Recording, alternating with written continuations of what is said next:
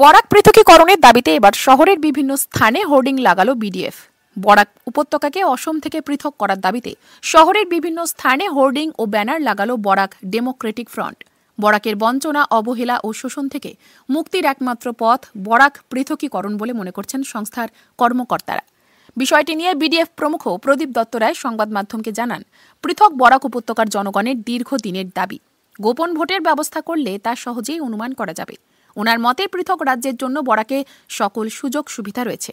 ইতিমধ্যেই তিনি বিডিএফ দাবি আদায়ের লক্ষ্যে প্রধানমন্ত্রীকে একটি পত্র প্রেরণ করেছে, কিন্তু প্রধানমন্ত্রীর তরফে কোনো সদুত্তর না পাওয়ায় এই গণদাবি আরও তীব্রতর করে তুলেছে বিডিএফ।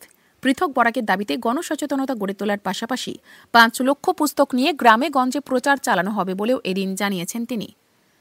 ব্যুরো রিপোর্ট, নিউজ অবিকল।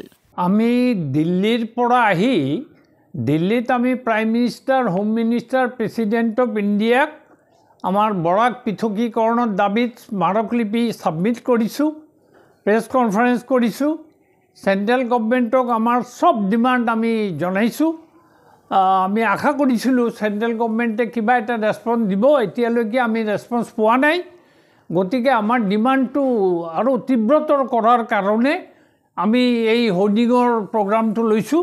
আমি শিলচৰ, হাইলাকান্দি, কৰিমগঞ্জ 3টা ডিষ্ট্ৰিক্টত হোৰ্ডিং লগাম আৰু আমি এটা কিতাপ ওলাই আছোঁ এই পৃথকীকৰণৰ কাৰণে historical, geographical, social, economical and political reasons behind the separation.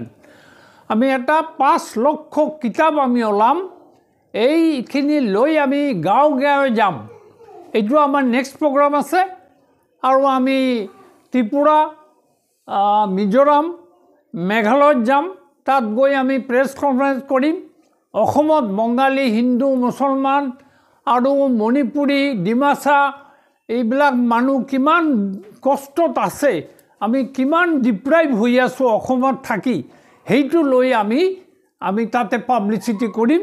আমি তাৰ চিফ মিনিষ্টাৰৰ লগতো 3টা ষ্টেটৰ চিফ মিনিষ্টাৰৰ লগতো কথা পাতিম।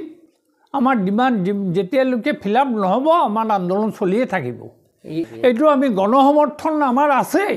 আমাৰ 99.9% মানুহৰ সমৰ্থন আছে, ইনক্লুডিং বিজেপি, CPM, কংগ্ৰেছ, সকল পাৰ্টি আমাৰ লগত গোপনে যোগাযোগ কৰি আছে। বহুত MLA যোগাযোগ কৰি আছে, তেখেতৰ ছাপৰ্ট আছে, কিন্তু তেখেতে অপেনলি ক'ব পৰা নাই। আমাক সহায়ো কৰি আছে।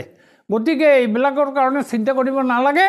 আৰু যদি অসম গভৰ্ণমেণ্টে যিটো চিফ মিনিষ্টাৰে কৈছে যে যদি বৰাকৰ মানুহ বিচাৰে, বৰাকৰ মানুহ যদি বিচাৰে, তেতিয়াহ'লে বৰাকৰ মানুহ বিচাৰে না নাই সেইটো প্ৰমাণ কৰিবৰ কাৰণে আমি ৰেফাৰেণ্ডামৰ ডিমাণ্ড কৰি আছোঁ। গণভোট কৰি লওক।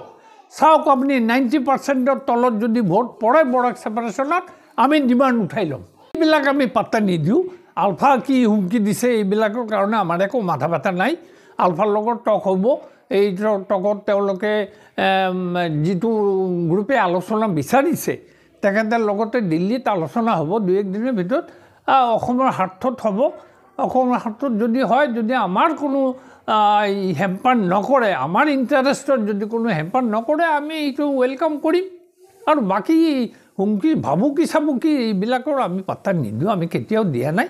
মই 10 বছৰ ছাত্ৰ আন্দোলন কৰিছোঁ। মই জানো কেনেকৈ ভাবুকি ফেচ কৰিব লাগে।